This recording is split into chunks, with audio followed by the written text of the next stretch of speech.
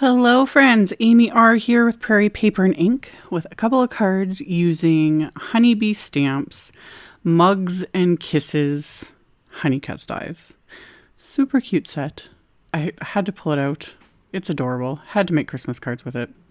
So I started off by die cutting pretty much everything off camera because you guys just don't need to see me go through that process. And then, as is tradition, I did multiples of everything. So I die cut the mugs from some of my Tonic cardstock. This is candy red, and Tonic's cardstock has a bit of texture to it, which I don't use textured cardstock very often. However, it gives, especially when you're working with just like mainly die cuts, it gives a little extra something. And another thing that gives a little extra something is some ink blending. That really helps like liven up and give a bit more dimension and depth to die cuts, especially with ones like this where you're building an image or building a scene, etc.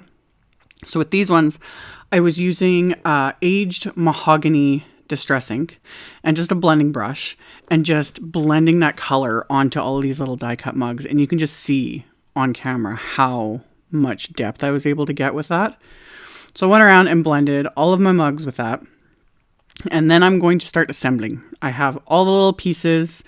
I did like brown cardstock for the hot chocolate. I was just in a very, like I said, Christmassy mood. And I was thinking like, ooh, hot chocolate.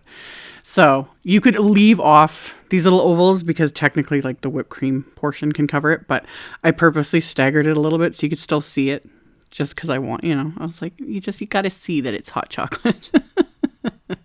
So adhered all of these little elements together. And then there's little candy cane pieces in this die set as well that I really love because they're just two pieces. So it's really simple to assemble them. So I die cut the little like stripey piece from a deep red cardstock and then the white part from white cardstock. And then you just adhere them together. Simple.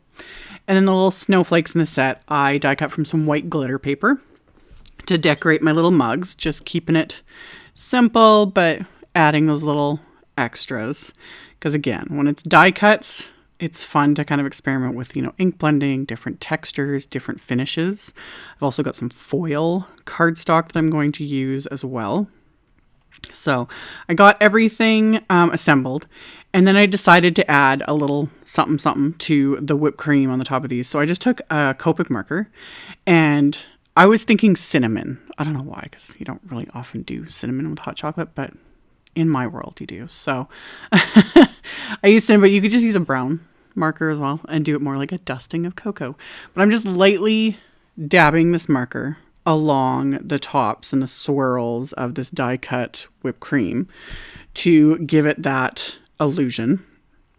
If you had something like a dull, like not super reflective glitter, you could use glitter as well. Like even just like say a distress rock candy glitter would look really pretty because then it would look almost like a little bit of sugar.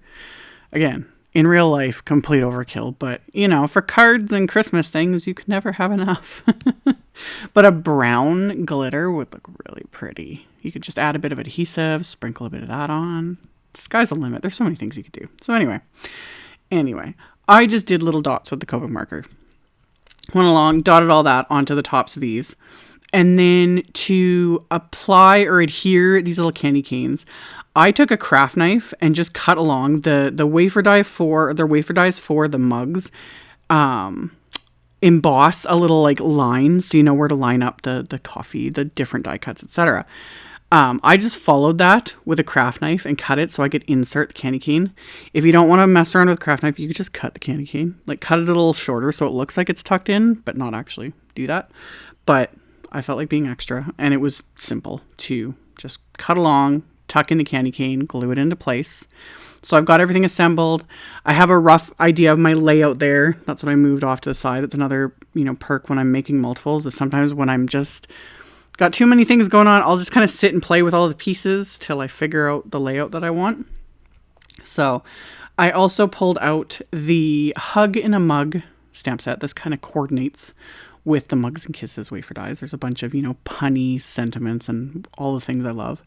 So I pulled out a couple sentiments. Actually, no, this is from the Bitty Buzzwords Holidays. I'll get to the Hug in a Mug. I use that on the inside. This is from the Bitty Buzzwords Holidays. So because I wanted to make this like Christmas themed cards, I stamped sentiments, just companion sentiments, onto some ivory cardstock with some ground espresso distress oxide ink. Set those aside. On the inside of the card, I used the Hug in a Mug stamp set just to tie it all together with a little bit of a coffee theme. So my card bases are ivory cardstock as well, and these are top folding A2 size cards. So I stamped the first portion of the sentiment with that same aged mahogany distress ink. So I stamped that, and then I'm going to stamp the companion sentiment to like finish it off with that same ground espresso distress oxide ink. And then there's also little elements in that set where you could stamp different like latte art basically for these mugs. Super cute. Love it. But I had my heart set on using the whipped cream, so I didn't get to use those today. So once I've got the insides of my cards stamped, I thought I might as well do it all at once while I have my MISTI out before I, put it away and give myself a little more desk space here. So got the insides of these cards stamped, and then off camera, I trimmed down those first two little sentiment strips just with my paper trimmer. And then I actually used some of my pattern paper. Even though I'm on the Honeybee design team, I hoard their pattern paper. I love it. It's really hard for me to use it. But I did. I used one of the patterns from the Vintage Holiday Pack. That's the brown pattern. And I also used one of the patterns from the Gingham Galore Holiday Pack. And a piece of vellum. Just mixing it up a little bit. So I layered those together. And then I'm adhering all of my little die cut pieces. So I've got my mugs and a heart. The spoons I die cut from some matte gold cardstock. Because that just, to me, is like so fancy. I love it. I love it. Anyway, adhered all my little elements. And again, off camera, I had die cut the word holiday from the Bitty Buzzwords Holidays set.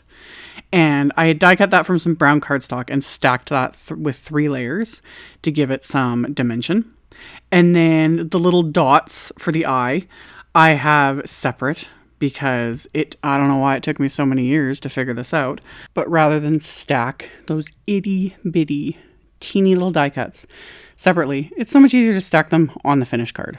You just dot them, pick them up with a little jewel picker, stick them into place. They're done. Or if you don't even want to do that and keep it even extra simple, use like a little brown crystal or whatever color of like word you've done. You could put a little jewel or embellishment or leave it off completely depending. Sometimes you can get away with it and it's fine. Anywho, everything's adhered. I'm going to add splatter because it's Christmas. Said this in other videos. You can never have too much. One, you can never have too much splatter, but at Christmas time, it just gives it a little extra something. And I love it. And with these, it was just kind of too perfect because it's like the wintry theme, everything. So I used some white spray splatter that I just poured out onto my mat and my fan brush. Put these into my splat box so I don't get splatter on absolutely everything. And then splattered these in the background. One thing to note, depending on what you're using for splatter, whether it's like craft paint, etc., things like the metallic cardstock and vellum, either it'll take way longer to dry, like on vellum it takes way longer to dry, so just FYI, or it might not dry at all. So just be wary of that. On regular cardstock, everything, splatter's just going to dry, it'll be fine. But yeah, I don't even want to admit how many times I had to smear and like fix things because I kept getting my fingers all over it because I keep forgetting. Yeah, metallic cardstocks because they have that coating on them, and vellum because it's vellum, things just don't want to dry as quickly. So let those dry. On the insides of my cards, I used some of the leftover pieces of the same pattern papers I used on the outside because I had the scraps sitting here. So I adhered those just to finish it all off, and that is my completed cards. So like always, I will include links below the video to my blog post. I'll have a supply list. I'll link to all the supplies I used so you can check that out below if you are interested. And then I'll have pictures at the end of the video, pictures in the blog post so it's a little easier to, check things out and navigate. Thank you all so much for watching, for subscribing, thumbs upping, commenting, all of it. I very much appreciate it. And I'll see you all very soon in another video. Bye!